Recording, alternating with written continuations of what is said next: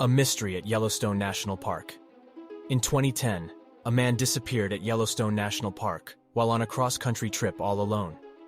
It's been more than a decade, and still no one has ever heard from Stuart Isaac, who left for a cross-country road trip to Yellowstone National Park and vanished into thin air. Hello, True Crime Stories family. Welcome back. If you're feeling generous and would like to support this channel, you can buy me a coffee. You can find the Buy Me a Coffee link in the description box. These creepy missing person cases will give you chills. The first missing person that we will talk about is Stuart Isaac. Stuart Isaac was a native of the Republic of Palau, but he was living in Burtonsville, Maryland with his family in 2010 when he disappeared. He was a stocky man that was 5'8" and weighed 215 pounds. It was odd that Stuart was taking a trip to Yellowstone National Park. He usually wasn't an outdoors man, but on September 6th, Stuart decided to pack his suitcase, write a note to his family, and leave for a cross-country road trip alone to Yellowstone National Park in his 2009 black Lexus sedan he was driving at the time he vanished. Isaac did not have any knowledge or any prior experience with hiking or camping. It took Stuart 32 hours to drive from his house in Maryland to Yellowstone Park. 2 weeks later, on September 24th, Stuart called an old friend from high school named Matsui, who lived in Guam. The two friends usually communicated via email or text, but for some odd reason, Stuart made an unexpected call to his friend at 3:30 a.m. The call was unexpected because they were in two different time zones. The call lasted for at least 2 hours. 2 days later, on September 26th, Stuart parked his car, a 2009 black Lexus IS 250 sedan with a license plate that had Bellick written on it at Craig Pass. Craig Pass is approximately 8 miles east of Old Faithful Geyser, on Yellowstone National Grand Loop Road in Wyoming. Stuart was discovered missing from his car during a routine night patrol in the Craig Pass area later on that night. An officer found Stuart's abandoned, unlocked car with his keys still inside, but no other signs of Stuart, who appeared to just vanish out of thin air. Craig Pass is known for its high elevation of 8,262 feet and has a mountain pass located near Continental Drive. There were no known accessible hiking trails in that area, so what happened to him? Where did he go? The authorities started searching for Stuart. A land and air search began immediately, but they could not find him anywhere. There were no signs of Stuart. There are so many unanswered questions. Why did Stuart just up and leave without telling his family ahead of time? It sounds like a last-minute trip that wasn't planned. He never told his family when he was coming back. Did he even have plans to return home? Do you think he was meeting someone there, or he just needed to get away? Or was he running from something or someone? Don't forget to like and subscribe. Let's recap the story. September 6th, 2010, Stuart left a note for his family telling them he was going on a cross-country road trip. The note does not mention when he planned on returning back home. September 7th, 2010, Stuart arrived at Yellowstone National Park. The drive was 32 hours from his home in Burtonsville, Maryland. September 24th, 2010, Stuart's whereabouts are unaccounted for up until September 24th, when Stuart has a 2-hour-long phone call with his old friend from high school, Matsui Evans. Normally, Matsui and Stuart communicated via text or email, so it was odd that he was calling. She lives in Guam. When Stuart called her, it was 6:30 p.m. in Guam and 3:30 a.m. in the U.S. On September 26, 2010, Stuart parked his black 2009 Lexus IS 250 sedan at Craig Pass, in an area that has no hiking trail. His license plate said Bellick. The car was found unlocked with the keys left inside 8 miles east of Yellowstone National Park, Grand Loop Road. Later that day, Stuart's abandoned car is found during a routine patrol check. Stuart just vanished and was nowhere to be found. A land and air search began immediately for Stuart, but it yielded no results. This creepy missing person case is still a mystery. No one knows why Stuart left and went to Yellowstone Park so abruptly. To this day, he is still missing. Where do you think Stuart was between the time that he arrived at the park and when he called his friend 2 weeks later? If you were in the Yellowstone National Park area on September 24, 2010, and remember seeing a 2009 black Lexus IS 250 sedan, call or text the U.S. Park Police, 888-361-3332 or 202-379-4877. A mother's worst nightmare. A 6-year-old vanishes while at a Little League game. The next creepy missing persons case is Morgan Nick, who was just 6 years old when she vanished. This is Morgan's story. Where is Morgan? A beautiful little girl. That question has been on everyone's mind since her sudden disappearance in 1995. She was abducted at 10:45 p.m. on June 9th, 1995. Morgan was at a Little League game with her mom one night, and she saw some of her friends there. You know, once kids get somewhere and see their friends, they want to go play with them.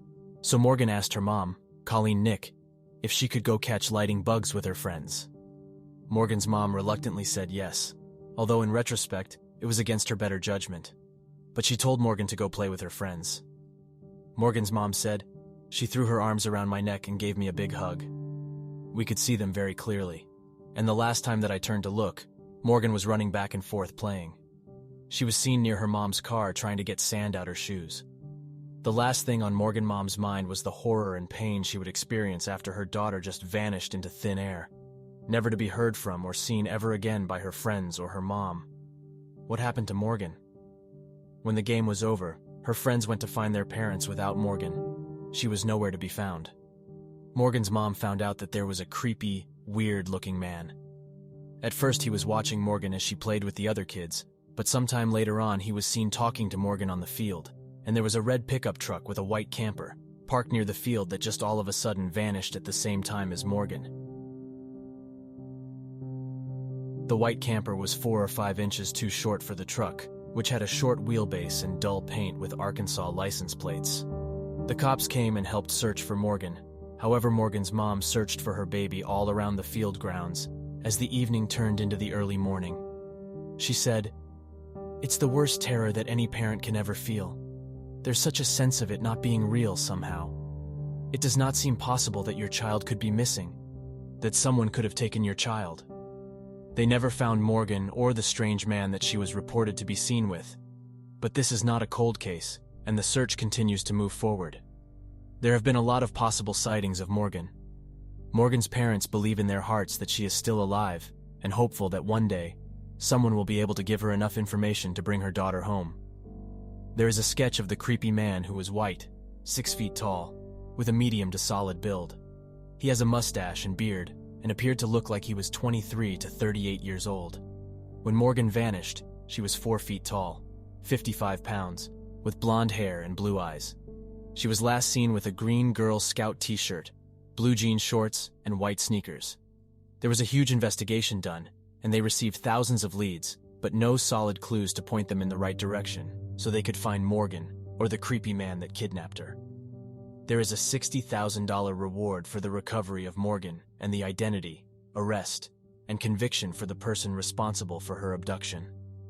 Morgan's mom and dad wrote a sweet letter to her that reads, "Dear Morgan, we want you to know how special you are. You are a blessing we cannot live without. We feel cheated every day that goes by, and we do not see your smile, hear your bubbly laughter, or listen to your thoughts and ideas. We have never stopped believing that we'll find you. We are saving all our hugs and kisses for you. Always know that you are loved. Most of all, don't ever give up. We will find you. We promise.